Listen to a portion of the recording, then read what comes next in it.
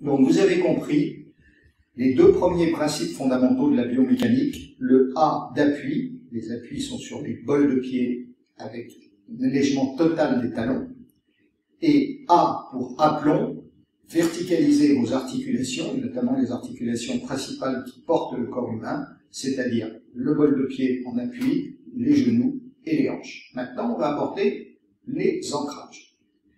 Qu'est-ce qui se cache derrière ce troisième A? Je vais vous prendre une image très simple à comprendre. Vous avez une voiture en panne, vous enlevez le frein à main, vous le mettez au point mort et vous devez la pousser. Si vos pieds sont sur des chaussures lisses et que vous poussez avec les deux pieds sur le verglas, et bien quand vous allez pousser, c'est vous qui reculerez. Il faut absolument que la partie du corps qui pousse la voiture soit en contact de manière reliée avec le sol. Les ancrages, c'est ça. Comment relier le point qui frappe dans les arts martiaux, ou le pied qui frappe, avec le sol. Ça respecte bien évidemment la notion des appuis et des aplombs, mais ça respecte aussi d'autres notions qui sont l'intégrité de connexion par les chaînes musculaires et par les articulations entre la zone de frappe et le sol. Si je suis par exemple comme ça, je partirai en arrière. Si je suis comme ça, je partirai en arrière. Je vais prendre un exemple simple que l'on abordera plus en détail dans le cours, qui est celui du coup de poing. Maître Oyama, le fondateur du Kyokushin, disait « Toute technique qui se commence par une ligne droite se termine par un cercle ». On en parlera plus en détail quand on abordera la technique. Et beaucoup de pratiquants qui n'ont pas compris font le cercle au niveau de l'épaule. Ou pire, le font avant d'arriver. Le principe du cercle dans le Tsuki consiste à avoir ce qu'on appelle en médecine une pronosupination. Et vous voyez que le coude reste vers le sol. Et c'est là où la notion d'ancrage est importante. Si mon coude est à l'extérieur, au moment de la frappe, derrière mon coude, il n'y a rien. Alors que si mon coude reste vers le sol, au moment de la frappe, derrière mon coude, j'ai tout le corps qui me permet de rentrer en pénétration.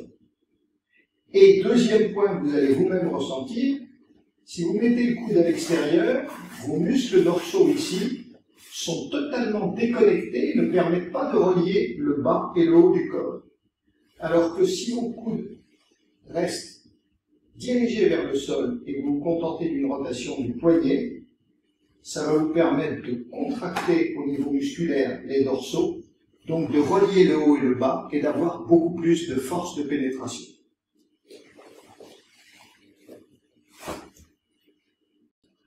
Un autre exercice très intéressant pour vous tester et puis tester un partenaire consiste à faire un exercice d'ancrage en se tenant debout. On va commencer par le faire dans une position complètement décontractée, puis après on va le voir avec différentes possibilités sur des positions, des postures spécifiques du karaté.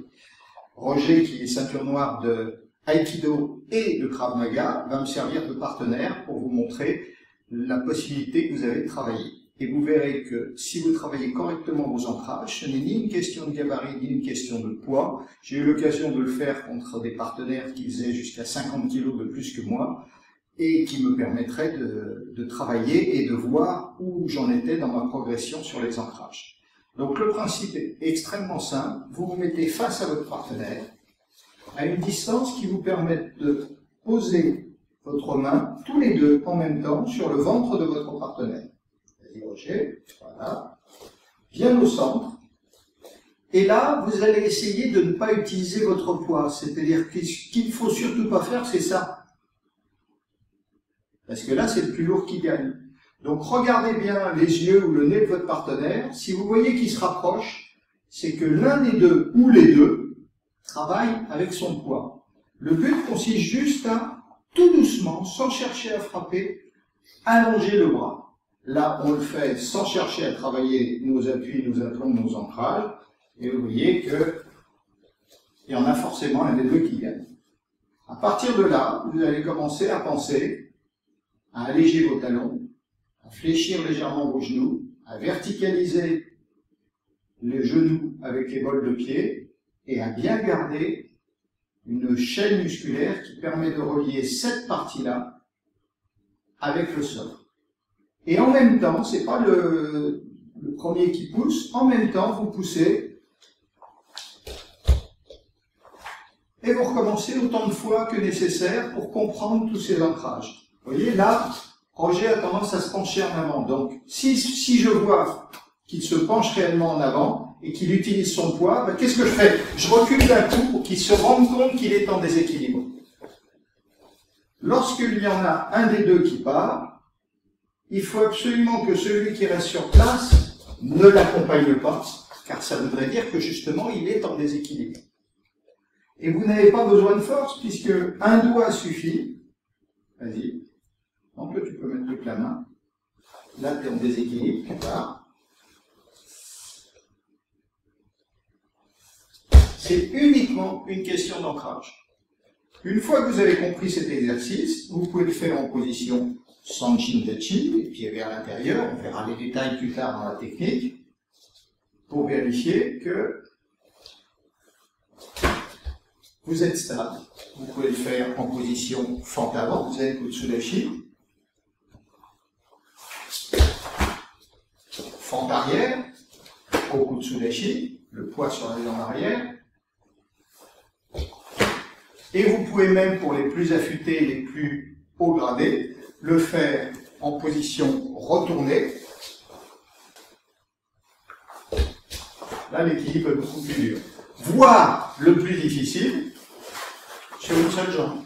Par exemple, position Armetsu Washidashi, ou sur une seule jambe, c'est pas grave. Et là, vous cherchez à voir qui tient debout.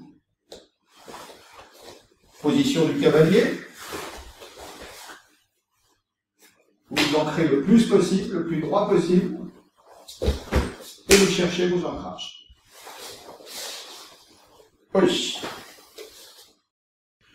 Je pense à présent qu'avec ces explications sur les trois principes fondamentaux de la biomécanique et les différents exercices que vous pouvez faire pour les comprendre, les intégrer et surtout en tirer profit, vous voyez ce que cela peut vous apporter. En fait, c'est très simple à comprendre. Si un combattant, quel qu'il soit, quel que soit son niveau, j'ai eu cette discussion avec un combattant hollandais exceptionnel de 130 kg, 3 fois champion d'Europe, si un combattant met un tsuki avec une force X, grâce à sa technique, grâce à sa force, grâce à son poids, mais qu'il n'est pas relié correctement au sol grâce au principe de la biomécanique, il y a forcément à l'impact une perte d'impact. Alors que si on y rajoute tous les principes de la biomécanique, l'impact sera beaucoup plus puissant.